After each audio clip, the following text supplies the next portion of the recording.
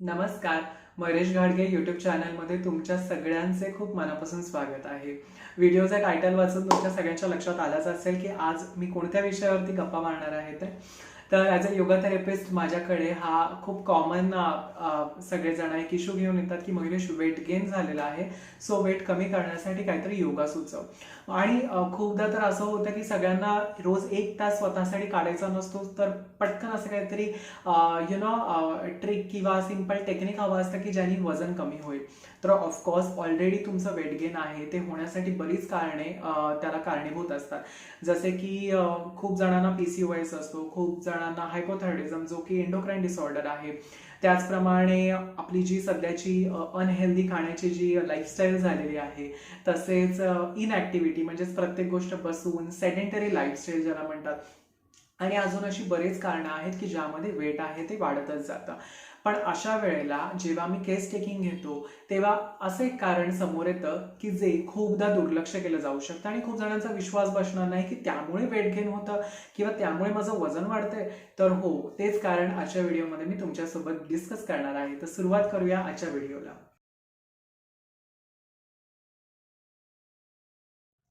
तर बेसिकली आपल्या शरीरामध्ये 2 हॉर्मोन्स असतात, जे की आहेत लेप्टिन आणि ग्रेलिन, जे की आपल्या भुकेशी म्हणजेच आपल्या हंगर रिलेटेड ते काम करत असतात.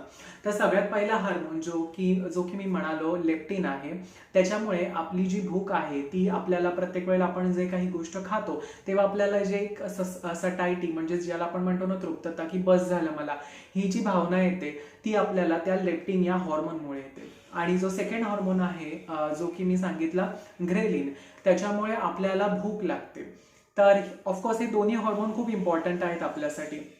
कारण तुम्हीच विचार करा, जर फक्त आणि फक्त भूकच लागत गेली तर ती भूक आपली तृप्त म्हणजे आपण खाल्लेलं अन्न आपल्याला बस होतंय हे कळण्यासाठी सुद्धा काहीतरी आपल्याला हॉर्मोन पाहिजेच ना. तर लेप्टिन ते काम करतो आणि व्हेरॅज ग्रेलिन आहे तो हॉर्मोन आपल्याला भूक लागली आहे हे सांगण्यासाठी मदत करतो. पण हे दोन्ही हॉर्मोन इक्वली आपल्याला बॅलन्स्ड असणं खूप महत्वाचं आहे. पण काय होतं, खूपदा रात्री उशिरा झोपल्यामुळे किंवा पुरेशा प्रमाणात झोप न मिळाल्यामुळे हा जो ग्रेलिन हॉर्मोन आहे तो खूप वाढत जातो. एवढ्या प्रचंड प्रमाणात वाढतो की खूप जणांना रात्री झोपेतून उठून काहीतरी खावंसं वाटतं, आणि खावंसं वाटतं ते सुद्धा काय तर जंक फूड. आणि तुम्ही खूपदा पाहिलं असेल, इव्हन टीव्हीमध्ये खूप जाहिरातींमध्ये दाखवलं जातं की रात्री मध्यरात्री उठून कोणीही कधी सलाड किंवा एखादं फळ खाण्यासाठी धावत नाही, तर तो फ्रीज उघडून आईस्क्रीम गुपचूप खाईल किंवा काहीतरी पटकन स्पायसी किंवा काहीतरी जंक रिलेटेड पिझ्झा असेल किंवा वॉट एव्हर ते खाण्याचीच त्या माणसाची इच्छा होते. आणि हे सगळं घडतं त्या ग्रेलिन या हॉर्मोनमुळे ऑफकोर्स. तर ह्या सगळ्या गोष्टी झाल्यामुळे ऑफकोर्स जो आपला लेप्टिन हॉर्मोन आहे ज्याच्यामुळे आपली भूक आहे ती कमी किंवा आपल्याला बस झालं, तृप्त आपलं मन झालेलं आहे, ही जी भावना आपल्या ज्या हॉर्मोनमुळे येते ऑफकोर्स त्याचं प्रोडक्शन आहे किंवा त्याचं जे प्रमाण आहे ते आपल्या शरीरामध्ये कमी होतं. आणि जर लेप्टिन कमी झालं आणि ग्रेलिन वाढत गेला तर ऑब्व्हियस आहे आपली भूक आहे ती खूप मोठ्या प्रमाणात वाढत जाते. आणि ऑफकोर्स आपण हे जंक फूड खाल्ल्यामुळे आपल्या कॅलरीज वाढतात, कार्ब्स आपल्या शरीरात खूप जातात, आणि ऑफकोर्स हे खूपदा रात्री सुद्धा खाल्लं जातं. त्यामुळे तुम्हाला सगळ्यांनाच माहिती आहे की रात्र म्हणजे जे काही आपलं 10 ते सकाळी 5 किंवा 4 पर्यंत आपली जी झोपेची वेळ आहे ती खाण्यासाठी तयारच झालेली नाही. आणि अशा वेळेतच जर तुम्ही खाताय आणि ते सुद्धा जंक खाताय तर ते ऑफकोर्स आपल्याला फॅटच्या स्वरूपातच आपल्या शरीरावरती दिसून येणार आहे. तर खूपदा हा प्रॉब्लेम होतो की पुरेशा प्रमाणात झोप न मिळाल्याने सुद्धा एक्सेसिव्ह फॅट आहे ते आपल्या शरीरावरती जमा होण्यास सुरुवात होते. खास करून खूप जणांना पोटावरती एक्सेसिव्ह फॅट येतं. आणि हे सगळं बघत असताना बरेच अशी कारणं आहेत की जी रूल आउट केली जातात. पण तुम्हाला झोप मिळते का किंवा पुरेशा प्रमाणात तुम्ही व्यवस्थित रोज झोपता का, हा प्रश्न विचारायचा राहून जातो. आणि आम्ही ॲज अ योगा थेरपिस्ट हा प्रश्न खूपदा पहिल्यांदा त्या समोरच्या पेशंटला किंवा माझ्या स्टुडंटला करतो की तुम्ही व्यवस्थित झोप घेता का. कारण आयुर्वेदानुसार रात्री 10 ते रात्री 2 ही वेळ आहे ती आपली गाढ झोपेची असते. रात्री 2 ते आपली रात्रीची पहाटेचे 4 ही वेळ आहे ती स्वप्नावस्था असते. आणि 4 वाजता आपल्याला सगळ्यांनाच माहिती आहे की ब्रह्ममुहूर्त चालू होतो, म्हणजेच आपल्याला जाग येण्यास सुरुवात होते किंवा आपल्याला आता झोपेतून जागा व्हायचे ही जाणीव आपल्याला आपलं शरीर देण्यास सुरुवात करतं.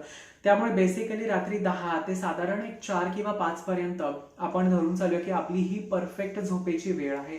पण आजकाल आपल्या सेडेंटरी लाईफस्टाईलमुळे म्हणा किंवा आपलं वर्क शेड्यूल एवढं बिघडलेलं आहे की आपलं झोपेचं गणितच त्यामुळे बिघडून गेलेलं आहे आणि आपण रात्री 12-1 वाजता सुद्धा झोपायला जातो. आणि ऑफकोर्स जर तुम्ही 12ला झोपायला जाणार असाल तर तुम्हाला सकाळी थोडी 4 आणि 5 वाजता जाग येणार आहे आणि भले तुम्ही अलार्म लावून जर सकाळी उठलात तर तुमची झोप ही अपुरीच झालेली असणार आहे आणि पुन्हा तुमचे सगळे हॉर्मोन्स आहेत हे डिस्टर्ब होणार आहेत आणि खास करून लेप्टिन आणि ग्रेलिन जे की आपल्या हंगर रिलेटेड काम करतात. तर खूप जणांना मला हेच सांगायचं आहे, जे लोक ही व्हिडिओ बघतायत, आय होप की तुम्हाला वजन कमी करायचं असेल किंवा तुमच्या ओळखीमध्ये कोणाला तरी वजन कमी करायचं असेल म्हणून तुम्ही ही व्हिडिओ बघण्यासाठी थंबनेलवरती क्लिक केलेला आहे. तर त्या सगळ्यांना हीच विनंती आहे की प्लीज प्लीज प्लीज तुमच्या झोपेचं जे गणित आहे ते तुम्ही सोडवू शकता. म्हणजेच तुमचं जे रुटीन आहे हे तुम्हीच सेट करू शकता.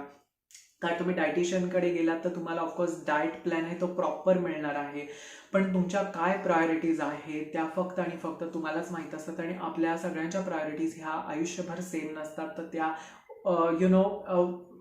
बदलत जातात, चेंज होत जातात.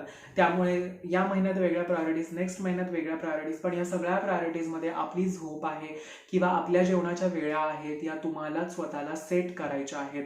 आणि जेवणाच्या वेळा सुद्धा स्वतःच्यानुसार सेट करायच्या नाही आहेत. तर मी माझी पहिली व्हिडिओ बनवली होती यूट्यूबवरती, जी होती सिंपल टिप्स फॉर ॲसिडिटी. त्यामध्ये मी सांगितलं होतं की तुम्हाला सकाळी तुमचा ब्रेकफास्ट आहे तो 8 ते 9च्या दरम्यान फिनिश करायचं आहे ॲट एनी कॉस्ट. दुपारी तुमचं जे जेवण आहे ते तुम्हाला 1 पर्यंत किंवा मॅक्स टू मॅक्स 2 पर्यंत घ्यायचं आहे आणि संध्याकाळचं किंवा ज्याला आपण रात्रीचं जेवण म्हणू शकतो ते तुम्हाला 7 ते 8च्या दरम्यान घ्यायचं आहे.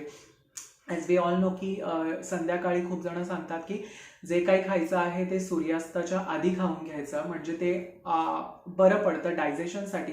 पण नाव डेज आय नो की सगळेजण ऑफिसला, कॉलेज स्टुडंट्स असतील, ट्युशन्स आणि या सगळ्यामुळे, प्रवास, या सगळ्यांमुळे अगदी तुम्हाला 7 आणि 6च्या ठोक्याला संध्याकाळी जेवण जेवायला बसता येणार नाही. पण ॲटलिस्ट 8 ते 8:30 पर्यंत तरी तुमचं रात्रीचं जेवण हे आटपून घ्या, जेणेकरून तुमच्या रात्रीच्या जेवणामध्ये आणि रात्रीच्या झोपेमध्ये 2 तासाचं अंतर असेल. अदरवाईज असं नको व्हायला की मी पटकन 9 वाजता जेवलोय आणि 10 वाजता मला झोपायला जायचंय, कारण मला सकाळी 4 किंवा 5 वाजता जाग आली पाहिजे आणि माझे हे 2 हंगर हार्मोन्स आहेत ते व्यवस्थित राहिले पाहिजेत.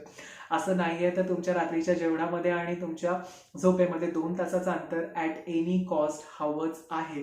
त्यामुळे तुम्हाला तुमचं रात्रीचं जेवण 8 वाजता पूर्ण करून तुम्ही 10 पर्यंत झोपी जाऊ शकता.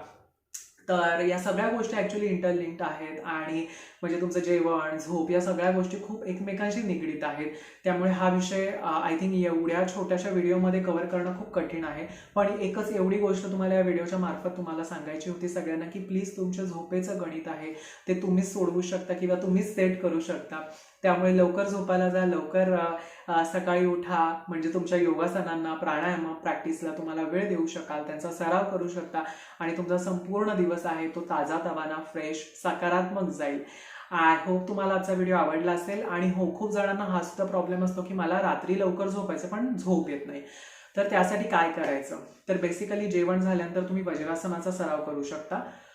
आणि एक व्हिडिओ मी यूट्यूबवरती बनवलेली आणि मी त्याची लिंक आहे ते डिस्क्रिप्शन बॉक्समध्ये दिलेली आहे आता सुद्धा या व्हिडिओच्या खाली. तर ती होती ॲबडॉमिनल ब्रीदिंग. ओके, तर ते सुद्धा तुम्ही रात्री बेडवरती झोपल्या झोपल्या त्याचा सराव 5 ते 10 मिनिटे करू शकता. ते गायडेड आहे मेडिटेशन ॲक्च्युली झोपून करण्याचं, त्यामुळे तुम्हाला काउंटिंग सुद्धा त्या व्हिडिओमध्ये मिळून जातील. तर तुम्ही डायफ्रॅग्मॅटिक ब्रीदिंग त्याला म्हणतो ते करू शकता. वज्रासनाचा 5 ते 10 मिनिटं सराव करू शकता. तर त्यांनी सुद्धा खूप फायदा होईल. सूक्ष्म व्यायामांचे मी एक व्हिडिओ बनवली होती, त्यामध्ये मी वज्रासन कसं करायचं, कसं बसायचं हे दाखवलेलं आहे व्यवस्थित. तर त्या सुद्धा व्हिडिओची लिंक मी डिस्क्रिप्शन बॉक्समध्ये दिलेली आहे, ती सुद्धा जाऊन नक्की बघा. आणि आय होप तुम्हाला आजचा व्हिडिओ आवडला असेल. व्हिडिओ आवडला असेल तर व्हिडिओला लाईक करा, व्हिडिओ शेअर करा आणि आपल्या चॅनलला सबस्क्राईब करा. आपण भेटूया पुढच्या व्हिडिओमध्ये एका नवीन विषयासोबत. तोपर्यंत नमस्कार.